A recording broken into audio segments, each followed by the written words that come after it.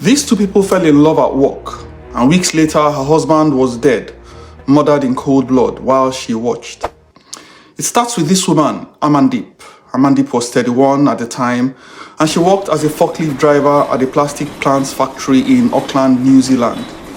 And that's where she met Singh, who was 25 at the time.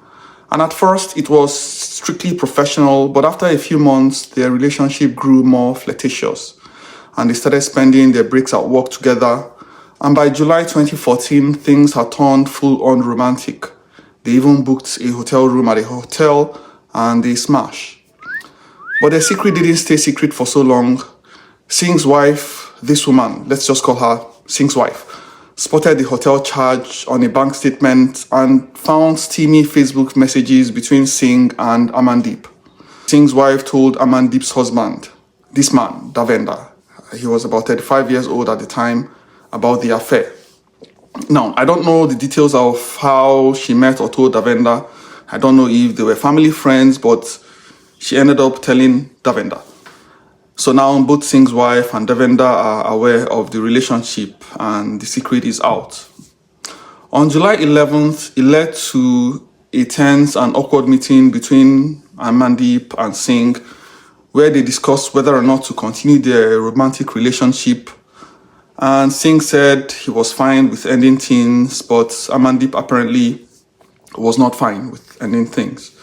However, they both agreed to end things, and despite the verbal agreement, they kept communicating, mostly Amandeep.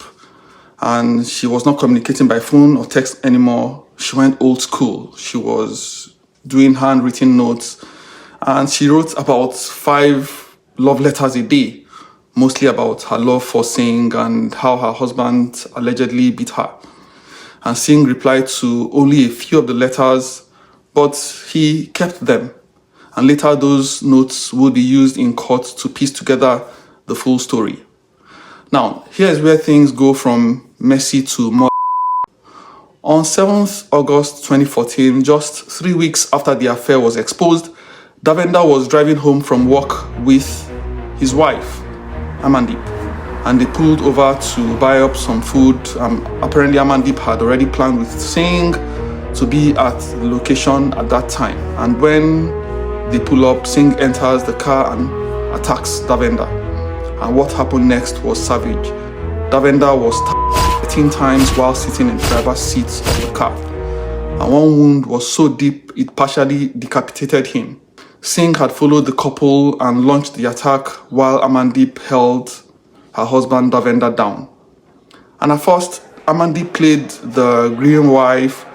She told a relative and some bystanders that she and her husband had been robbed by a random stranger and that Davender had been stabbed over cash. But the story didn't add up. CCTV footage exposed the lie, and eventually she confessed that it was her lover Singh that stabbed her husband. And both were arrested and charged with. The community was torn. No one could believe a mother could be involved in her own husband's.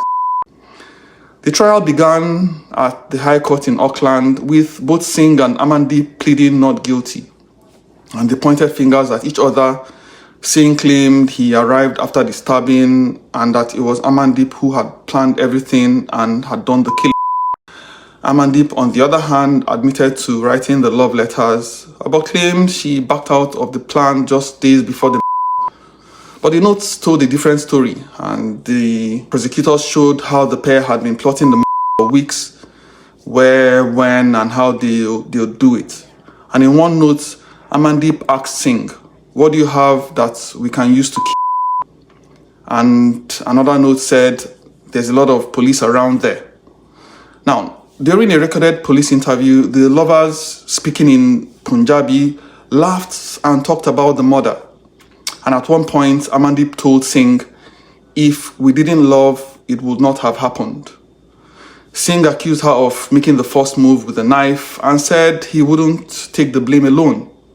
"You made the first move or the first strike, and I will not suffer alone," he had told her. And on November 2014, the jury returned a guilty verdict, and both were sentenced to life in prison without the possibility of parole for at least 17 years. And the judge said the killing was heartless and brutal, and that both were equally responsible, even though Singh likely inflicted most of the physical wounds. And the victim, Davender, had been living in New Zealand for 7 years before the and he worked as an upholsterer at a furniture store. And he left behind a 13-year-old son who was living in India at the time with his grandmother and is now being raised by her. And the boy says he will never forgive his mother for what she did. My name is Ken, and I've unveiled this story. Follow me for more.